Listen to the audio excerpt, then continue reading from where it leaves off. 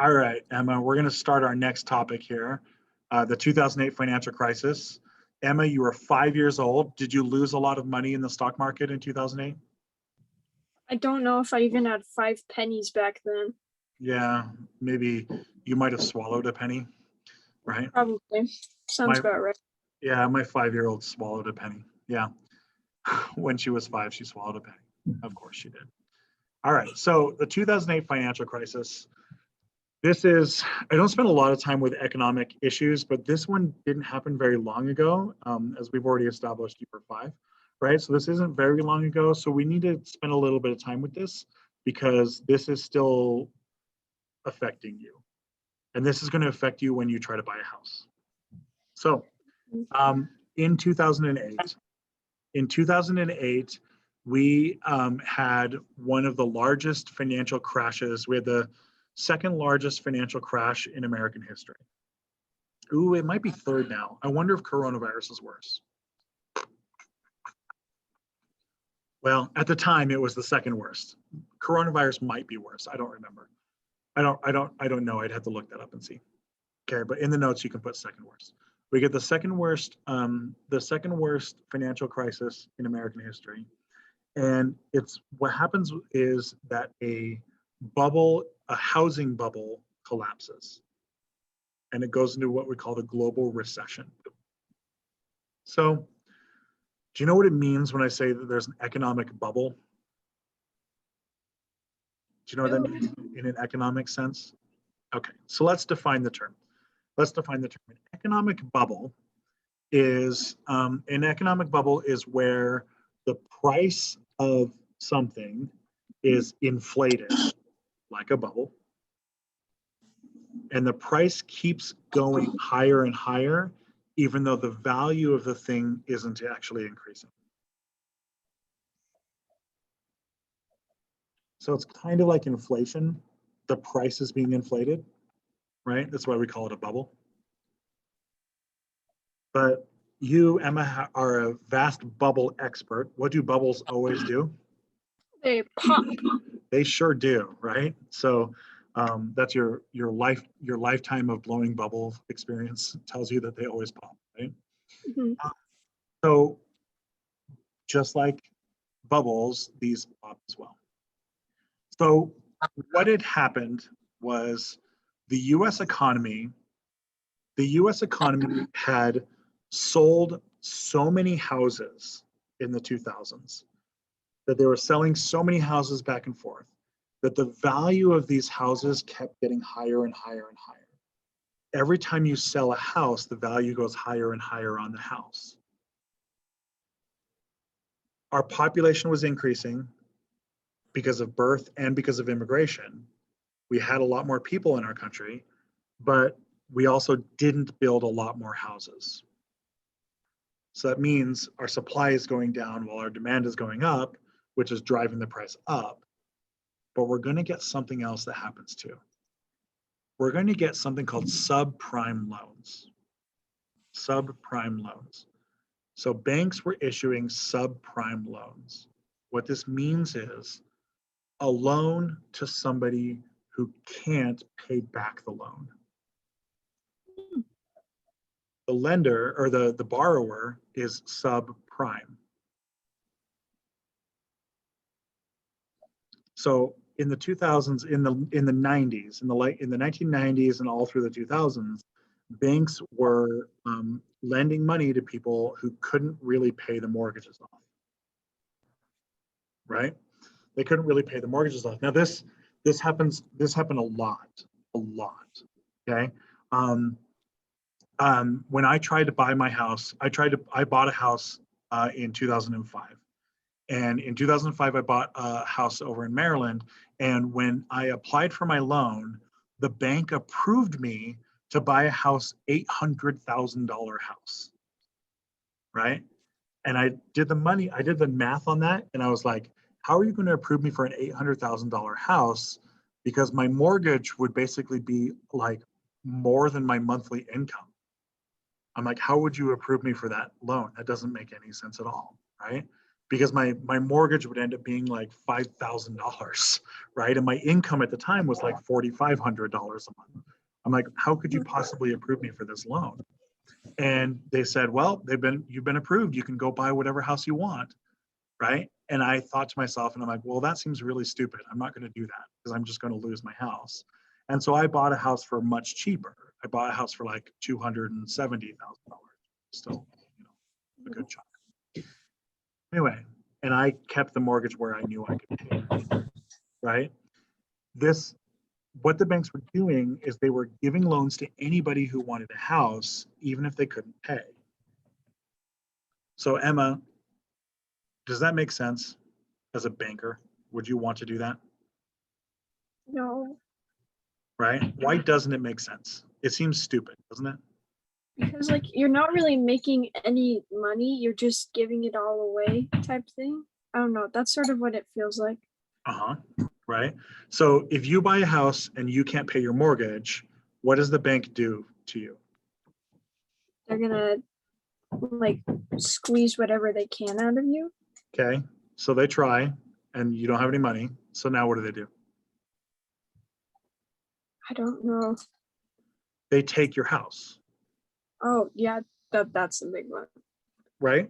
If I buy a $200,000 house and I can't pay my money, they come and take my house and they try to sell the house for as close to 200,000 as possible because they want to get their money back.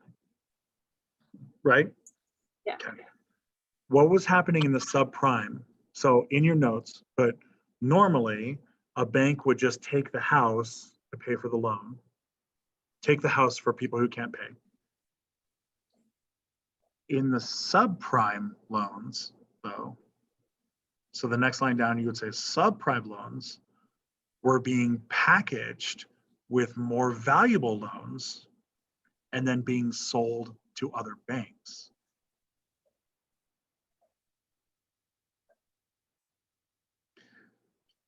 So the banks can sell the loans back and forth to each other, right? They can sell the loans back and forth to each other, and that way the bank says, oh, I have deeds to these 50,000 houses here and they're worth this much money. So the bank can then tell their investors that they're worth this much money, and so they get more money on the stock market, right? What they're doing is if I have a house I'm not paying for, they take my loan, I'm a subprime lender, I'm a subprime borrower, right? And they package me up with like 100 other good people who are paying their loans. And then they take this whole package and they say, look at this package, it's a grade A package, I'm going to sell it to you, right? And so I buy this grade A package and then I say, ooh, look at this grade A package. I grab a couple of my loans, I throw them in here too. 3 or 4 of these subprime loans. Now there's like 3 of them in here for 100. Right? And then I sell it off. Still a grade A package, still awesome, right? And then we sell it off. Every time we sell it, we just go ahead and add another one in there, right? Maybe I add, another 100 good loans and then another like 50 bad loans or something like that. These loans then in the 2000s started being sold in what we call microtransactions. What was happening is the computers were selling the loans to each other. The computers were selling the loans to each other, and so the loan was exchanging hands sometimes as much as 3 or 4 times every 3 seconds. Okay, the loans were going back and forth in less than a second. In some of the worst examples, the loans were going back and forth like 3 or 4 times a second.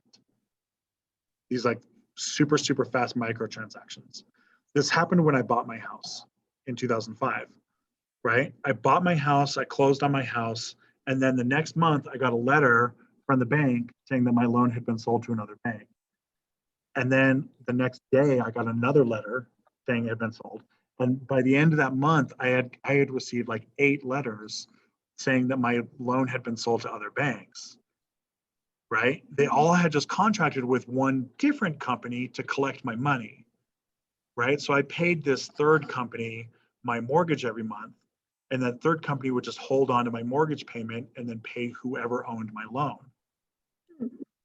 The problem was my loan got packaged and sold with all these other loans, and it went around to like 700 or 800 banks. I never knew who owned my loan. Right? Well, here's the problem. This all sounds really great, huh? Right?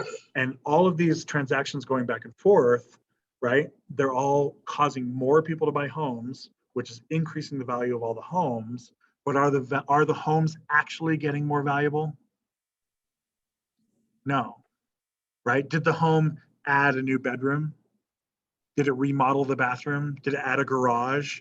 Did it, even paint anything? Did it do anything to add value to the house? No. It just got sold over and over and over again. And so the value is a bubble inflating. Well, that bubble popped in 2008. Some of the banks recognized what was going on, and some of the banks stopped, and they just got rid of all their bad loans, and then they just stopped trading. And then other banks looked and said, holy crap, they're stopping, we better stop. And then other banks and other banks and other banks, right? Eventually what ends up happening is in July of 2008, IndyMac, which is a huge, massive bank, they come crashing down. And when they come crashing down, all of these other ones come crashing down too. Fannie Mae, Freddie Mac, Lehman Brothers, Merrill Lynch, Goldman Sachs, Morgan Stanley, Washington Mutual, all of these banks come crashing down. Within like 3 months, we end up getting like a fourth of the banks in the United States come crashing down. A lot of these just don't even exist anymore. Lehman Brothers doesn't even exist anymore. It just ceased to exist. Morgan Stanley doesn't exist anymore. Washington Mutual doesn't exist anymore, right? And these banks just ceased to exist because they had so many bad loans. They got stuck with the hot potato, right? It's a game of, you ever played hot potato? Right, where you throw the ball amongst the group, and then the music stops and you get out, right? It's like musical chairs with a ball, right? Same kind of a deal. Only in this case, it's bad loans. Right? This caused a huge financial crash for the United States because when all the banks go bankrupt, then what ends up happening once the banks go bankrupt? The people go bankrupt.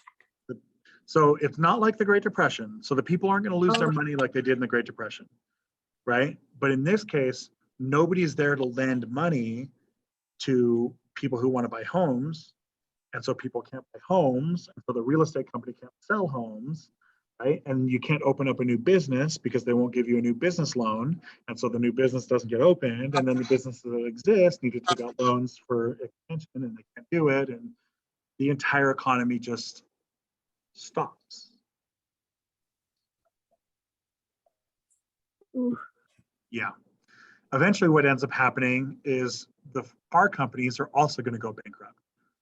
General Motors, Ford, and Chrysler, all three of them go bankrupt. So does Delta Airlines, American Airlines, and United Airlines. All the airlines go bankrupt, right? And so we're looking at a situation where a quarter of our banks are bankrupt. The three biggest car companies are bankrupt. The three biggest airplane companies are bankrupt, right? And then in addition to that, we have like 400,000 smaller businesses that all went bankrupt. And it gets even worse, right? Because now that the banks are trying to figure out who owns what, they're going to start foreclosing on all these homes and kicking people out of these homes, that we're going to end up getting like 20,000 people kicked out of their homes in the first 2 months. Yeah, it's bad. It's a huge mess. And this causes such a big problem. Next line down, put global problems. So this causes Spain, Portugal, Ireland, Iceland, and Italy, and Greece all to go bankrupt. It causes 6 countries to go bankrupt, okay? It also causes Syria, Yemen, Bahrain, and Egypt to go bankrupt, and it causes the civil war in Spain, in Syria, It causes a civil war in Syria. It causes the government to be overthrown in Egypt. It causes the government almost gets overthrown in Iran. It causes a huge mess. Huge mess. The US economy is so big that everything's tied to it. Everything's tied to it. And if the US economy collapses or stops, the whole world economy comes to the screeching halt. So the United States is going to do two big recovery acts. This first one is under President Bush. The second one is under President Obama. Because, oh yeah, in case this wasn't exciting enough, it's also an election year. And this is all happening a month before the election. Yeah. Oh. The election is in November of 2008, and this is October 2008. So under President Bush, we passed something called the TARP, the Troubled Asset Relief Program. And this is a $700 billion bill. It's the largest bill the country has ever seen. And it basically bails out the airlines, a bunch of the banks, the car companies, right? Starts to bail out all these big companies. Obama gets elected. I'll introduce you to Obama in the next class. But Obama gets elected, and then they immediately, the Recovery Act comes along and says, hold my beer, and it goes even higher, $821 billion. And it's more money going into banks and companies and trying to get the economy back and up and running again. They include a lot of other programs like building bridges and stuff like that, right? The government basically just starts buying all these bankrupt properties and stuff. We get this weird case where like the government owns something like 10,000 karate studios and like all these like shopping malls in Oklahoma and all this other weird stuff, like donkey farms and stuff, and like all sorts of weird crap, right? The government ends up owning the largest pornography shop in Kansas because it had gone bankrupt and the bank owned it, and so the government ends up owning all this stuff, right? It was this huge mess. It was this huge mess. And the government started like selling off all these things, trying to make the money back. So we get this weird case where the government owns all this weird stuff. We'll introduce you to Obama in the next one, but the 2008 crisis, basically, it crashes and it takes about 4 years to recover. It takes about 4 years to recover, and I think 3 countries get overthrown because of it. 3 countries get overthrown because of it. 2 wars start because of it, and Americans ended up losing just tons and tons of money. If you happen to be someone who was retiring around this age, my dad retired in 2009. And when my dad retired, he ended up losing about 25% of his life savings because the stock market had crashed so bad. Right? I lost my house in Maryland. Like a lot of people really, really got super screwed. A lot of people did. Right? And so this is still like this looming shadow over everything. And this also changes the way that we've dealt with coronavirus, right? I'm not talking about the vaccines and stuff like that and masks and vaccines. I'm talking about like the bills to try to keep the economy moving, right? It changes the way we think about those bills. We'll do some coronavirus. We might do some coronavirus stuff if we don't run out of time, but we'll compare the bills that we use with coronavirus to the bills we use with the recession, and they're quite a bit different. Quite a bit different. These TARP was the largest bill of any kind, and it was $700 billion. And the first coronavirus bill was $1 trillion. Yeah, the one that they're trying to push through now is $3 trillion. Yeah. So, all right. On that note, I'm going to let you go.